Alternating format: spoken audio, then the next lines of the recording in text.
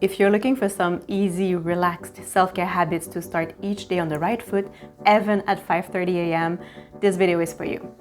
I am absolutely not an early morning person, and I say early morning because I love the morning. It's like my favorite time of the day, but ideally I would wake up without an alarm around maybe 8:30, and I could easily sleep until like 9 or 10.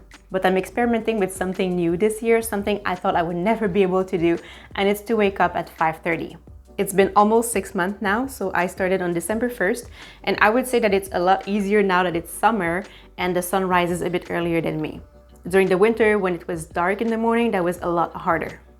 The main reason I'm experimenting with this 5:30 morning routine is that I wanted to start working earlier at 8:30 instead of noon as I used to. I like to have about 3 hours to myself before work, so 5:30 is my new wake-up time for now. So in this video, I thought I would share with you some self-care habits that I have incorporated in my morning routine that are helping me feel more relaxed and start the day like smoothly, even though it's super early.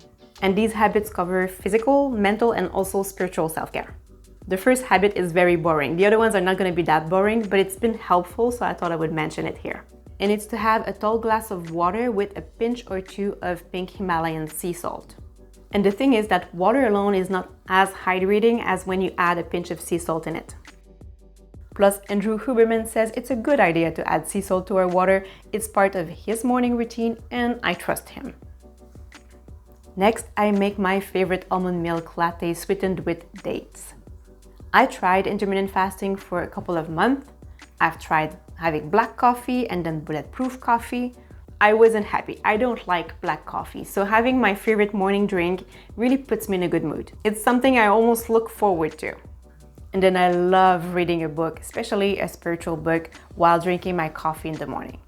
I usually read for about 1.5 hours in the morning, and it's the best way to start the day.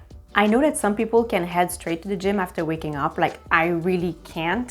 I think I would just faint on the treadmill. So reading is really the perfect activity for me to start the day like smoothly. And a spiritual book or even a personal development book makes me feel at peace. Last week I reread The Success Principles by Jack Canfield. This week I'm rereading Opening to Channel by Sanaya Raman. It really sets a positive tone for the day. Next, I do some quick journaling, usually about 10 minutes. In the morning, there are 2 key things I write in my journal. First, 5 things I'm grateful for and why. I found that adding why I'm grateful for each thing prevents the practice from being like very mechanical, and I feel more the gratitude. And I also write my top 3 to 5 values and how I intend to put them into practice during the day. I explained this practice in another video about value-centered living, so I'm going to link it somewhere on the screen and in the description below because it's really a game changer if you want to start the day on the right foot.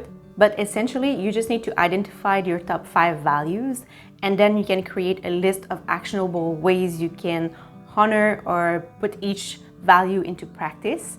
And then every morning you choose an action for each of your top values. It's a very simple way to improve your life almost instantly. Next, at around 7:30 a.m., I go for a 30-minute walk. And for the first few minutes of my walk, maybe the first 10 minutes, I don't listen to anything other than the birds. Mel Robbins mentioned this study on her podcast the other day, stating that listening to bird sounds deactivate the stress response and makes us feel calmer and more at peace. And I think it's true. It's very, very relaxing.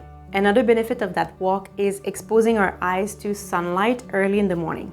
It helps to regulate our circadian rhythm, so our natural body rhythm, and our sleep-wake cycles. Basically, it increases our energy levels during the day and also helps us fall asleep faster at night. Especially if, like me, you're not an early riser, exposing your eyes to sunlight early in the morning will help you fall asleep faster at night and wake up early in the morning. And for the second half of my walk, I like to listen to a podcast that is both inspiring and relaxing.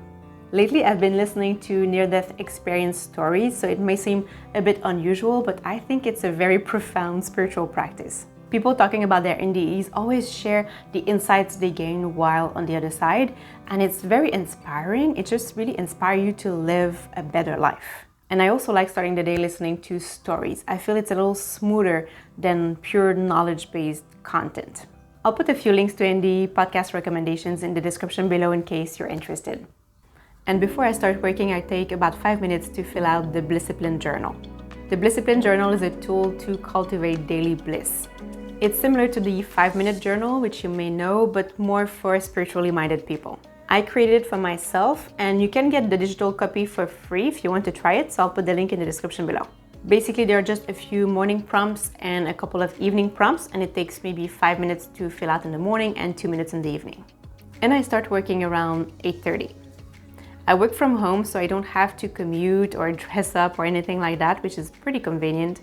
And getting more work done before noon feels good. I feel more satisfied with myself. When I started working around noon, I always felt like the day was going too fast. And that's why I made the decision to wake up at 5:30. For now. So again, I'll link the video about value-centered living on the screen, and I'll link the Blissipline journal in the description below. And that's it for me. I hope this was helpful. I would love to know what are your morning practices, or if you have self-care practices that you do in the morning. I would love to know about them, so you can let us know in the description below. Thank you very much for watching. I wish you a beautiful day, and I'll see you next week.